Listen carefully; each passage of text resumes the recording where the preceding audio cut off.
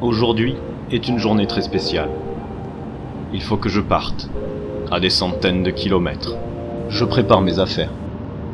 Un cadre avec des girafes, une aubergine en plastique, un casse-tête en bois, un ventilateur sans fil, un tirelire cochon et une clé à laine. On sait jamais. Ah merde, non, ça c'est pour le week-end chez Eduardo de la Vega de la Naranja del Coño Cabrón. Donc je disais, aujourd'hui est une journée très spéciale. Il faut que je parte à des centaines de kilomètres. Je prépare mes affaires. Mon casque, mes gants, le tour de cou, le blouson, le support du téléphone, la GoPro, la batterie externe, mon ordi, la Switch. Je fais mon sac, et c'est parti.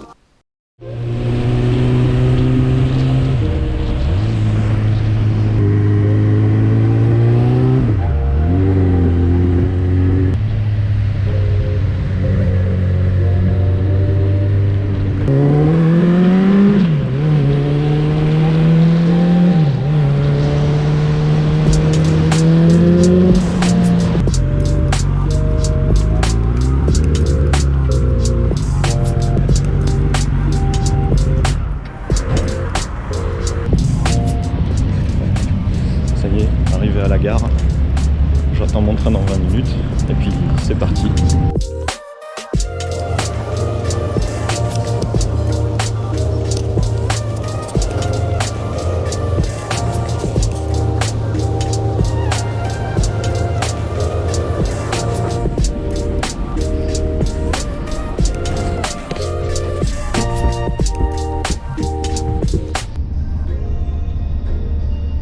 Nous sommes le 3 décembre 2021. Nous allons à Tours pour acheter ma nouvelle moto. Après une correspondance à Bordeaux, nous descendrons à Tours. Puis après quelques minutes de bus, je me rendrai à la concession. J'emmènerai ensuite la moto dans le local d'un transporteur et nous retournerons à Toulouse, à nouveau, en train. Quelques jours plus tard, je retrouverai ma moto sur Toulouse. 2 hours later.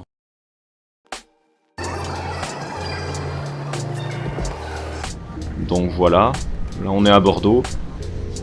J'ai mangé un kebab. J'ai mal au ventre. One eternity later.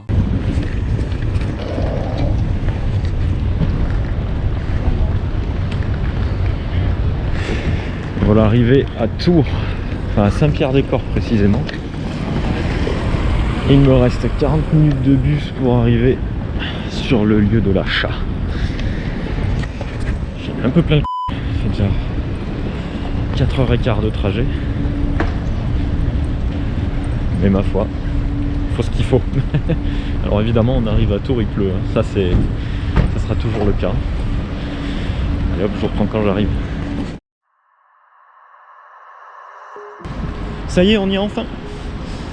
Je vais aller voir pour la première fois la moto. On arrive, on est tout proche. Il n'y a plus qu'une rue à traverser.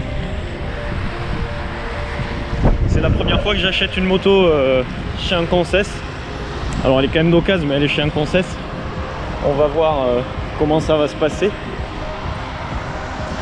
Mais on y croit, ça va bien se passer. Allez, plus que quelques mètres.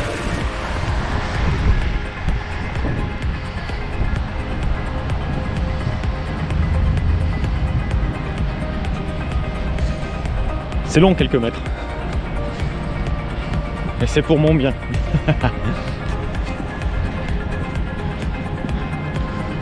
Ah, vous croyez qu'on allait chez Suze? Pas du tout. Non, j'ai déjà eu 2 Suzuki dans ma vie, ça suffit. On va aller juste à côté. C'est une enseigne un peu moins bleue, un peu plus rouge. Allez. Je vous reprends dès que tout ça est fait. A tout de suite.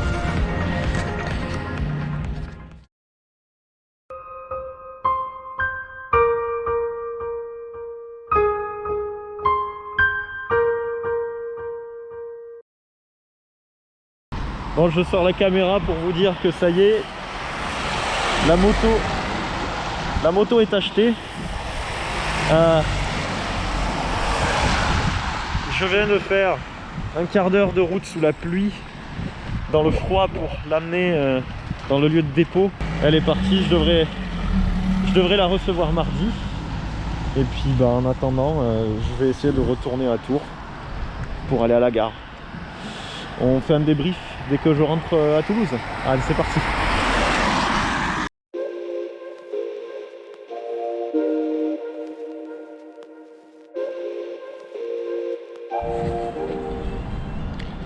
Bon bah voilà, hein.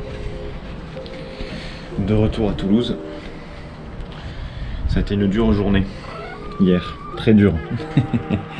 Mais bon, maintenant j'ai juste trop hâte de retrouver ma moto. Donc elle devrait arriver dans 3-4 jours chez Moto by Cat, donc dans leur dépôt qui se trouve à peu près à une demi-heure de Toulouse. Allez, bon bah du coup voilà, faut attendre. Bon, voilà, ça fait une semaine que je suis allé déposer la moto. Donc là, il est temps d'aller la chercher. On est le vendredi suivant. J'ai reçu un message hier, comme quoi elle était arrivée au dépôt. Donc je me fais conduire pour aller la ramener sur Toulouse. Donc là, on va à Montbartier, c'est à 30 minutes de route à peu près. Et puis comme vous pouvez le voir, les conditions sont idéales pour ramener une moto que je ne connais pas du tout à 40 minutes de Toulouse. Parfait. Bon ben je vous retrouve sur le lieu de la reprise de la moto.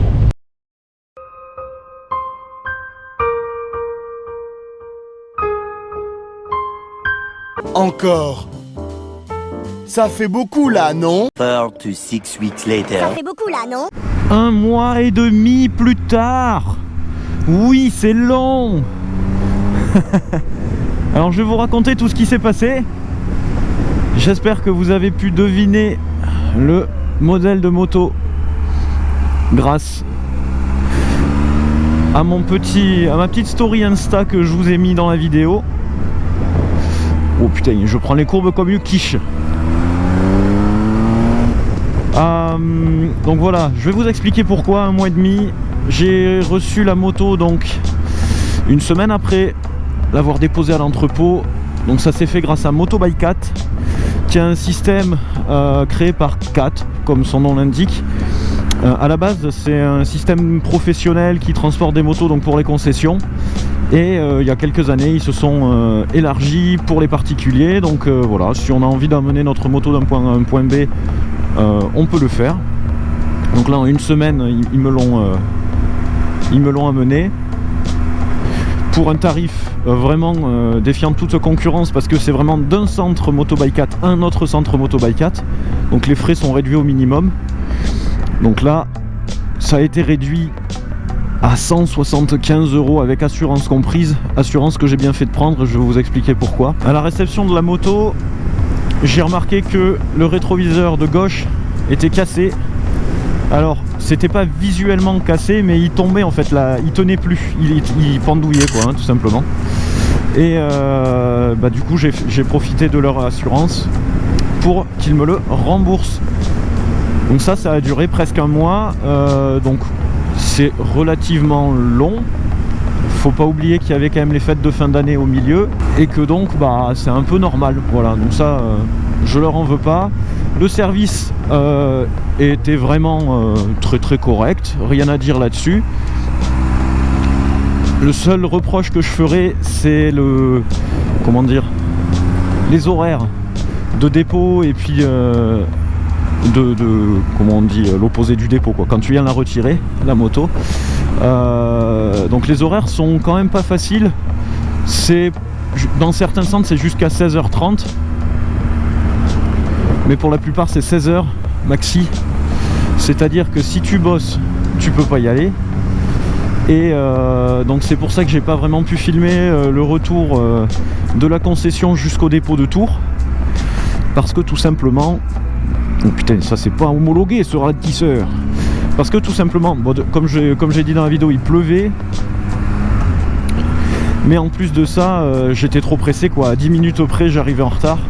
Donc le temps d'installer la GoPro, de vérifier que ça marchait, de vérifier qu'elle était bien réglée, impossible. Donc j'ai choisi de partir sur cette moto. Alors j'ai toujours pas dit son nom. Je vais le faire pour ceux qui l'ont pas reconnu, mais je pense que bon. Alors déjà c'est écrit là. Je sais pas si vous arrivez à le lire vous. Non, elle est reconnaissable quand même. Ah tiens, je me suis gouré de route depuis tout à l'heure, super. Donc ouais, la moto, c'est une Speed Triple RS 1050 de 2020 que j'ai acheté d'occasion.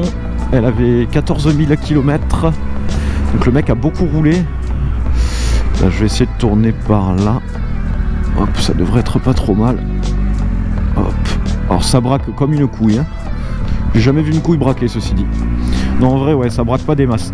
Alors pourquoi ce choix? J'ai réfléchi pendant très longtemps à quel modèle je pouvais bien vouloir. J'ai fait des essais. Donc j'ai essayé la Street déjà, qui m'avait beaucoup plu, mais je sais pas, je me sentais pas méga à l'aise dessus. Ensuite j'ai essayé une CB 1000R, donc style néo rétro là, qu'ils font maintenant Honda, qui m'a pas mal plu, elle était très facile, etc. Mais je sais pas, celle-là non plus elle m'avait pas convaincu au summum. Je sais pas, dans le sens où voilà, c'était le feeling était elle était beaucoup mieux que la Street selon moi, mais alors aussi Bandy 4 cylindres, peut-être que j'étais plus habitué, donc la CB m'a semblé mieux que la Street aussi, hein. Ça c'est possible. Alors il me dit de tourner là, je vois pas comment je peux faire, hein. Ah si, c'est là, d'accord. J'ai essayé, alors ça c'était plus par curiosité. Oula, mais où est-ce qu'il m'emmène?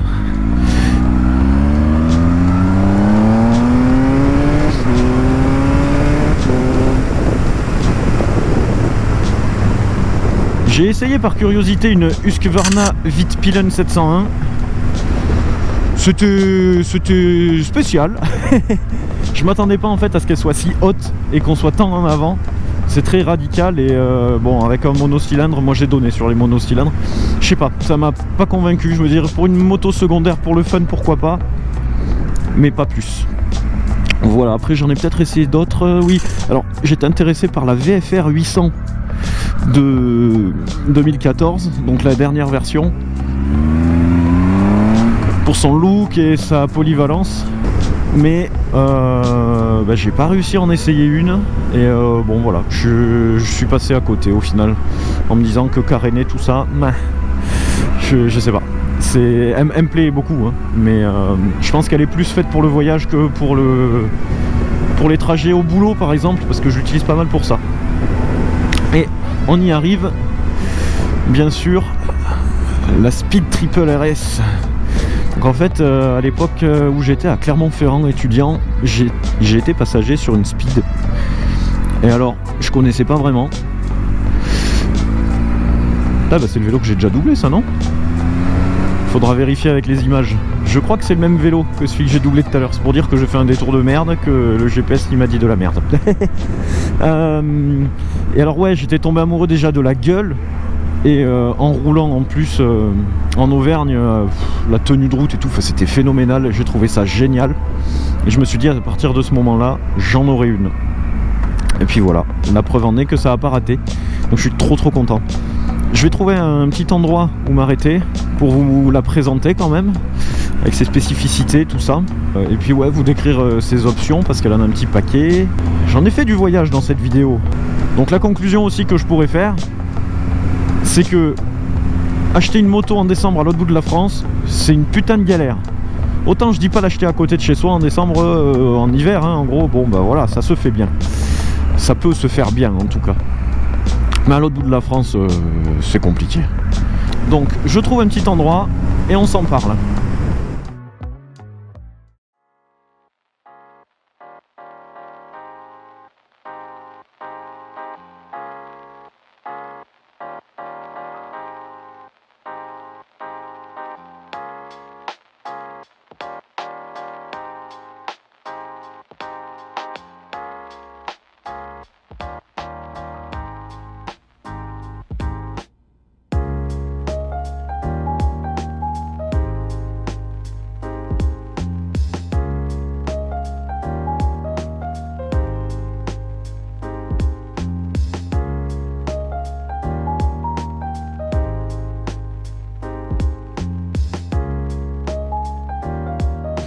Ok, donc on est là, paumé, mais de chez paumé au milieu de je sais pas où.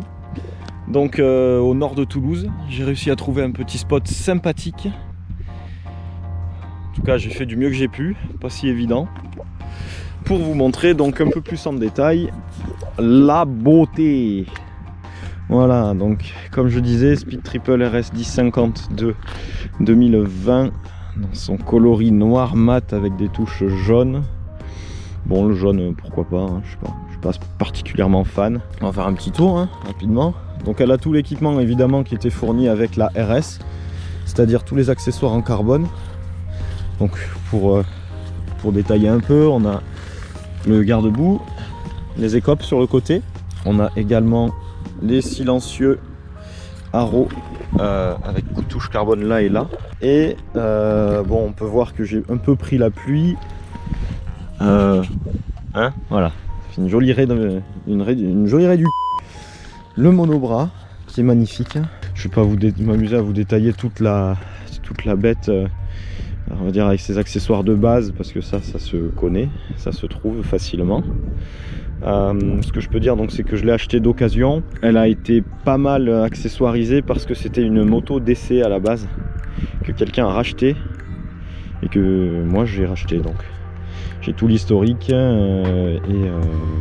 bon, certains n'aiment pas acheter des motos d'essai. Moi, je vous avoue que je m'en fous un peu. Elle est encore sous garantie constructeur. Bon, voilà. Je pense pas que ça change grand chose en soi. On verra bien, peut-être que je me bourre. Donc au niveau des accessoires rajoutés, on va aller du devant vers l'arrière. On a déjà les petits tampons de fourche ici. Voilà, bon, un exceptionnel. Protection de cadre. Alors, c'est con aussi, mais c'est une option chez Triumph. C'est ça, là, le petit pad de réservoir. On a les poignées chauffantes. Alors, au début je me demandais où est-ce qu'on voyait le niveau de chauffe. En fait c'est écrit direct sur l'écran et ça c'est plutôt cool. Ensuite bon, il y a le capot de selle que j'ai pas mis là parce que je fais un peu de duo, mais sinon il y a le capot de selle, il est fourni de base hein, avec, mais voilà, je trouve bon de le notifier. En option je sais qu'il y a aussi cet écrou central là qui est censé être un peu plus joli, et donc capteur de pression de pneus, pas mal non plus pour checker la pression avant de partir. C'est la moto qui me fait vibrer et que vous allez voir dans les prochaines vidéos. Alors évidemment j'évite de faire trop des balades en hiver. En plus de ça là, l'ancien proprio a mis des pneus quand même pas mal sport, et c'est vrai que je me sens pas trop à l'aise de rouler avec dans le froid. Là il fait 6 degrés, j'ai vu encore du givre dans les fossés et tout, donc bon passer dans des sous-bois avec les fesses bien serrées aussi. Donc ouais, les pneus, si ça t'intéresse, c'est des Super Corsa SP, voilà. Donc c'est quand même du bon pneu quoi, hein. Du bon pneu qui est fait plutôt pour faire du circuit je pense, et je mettrai des trucs un peu plus route parce que c'est pas trop pour moi le circuit. Alors après j'ai quand même l'historique, hein, le gars ne faisait pas de circuit, c'était juste un gros rouleur. Alors, un petit détail aussi, les phares ont été passés en LED, c'est vrai que c'était dommage. Alors il me semble hein, que de base c'était pas du LED, ça faisait feu jaune et c'était un peu dommage de voir ça sur une bécane je sais pas, aussi moderne quoi. Donc nouvelle acquisition, je garde encore la Bandit, je voulais la vendre en fait, comme vous avez pu voir dans le dernier motovlog.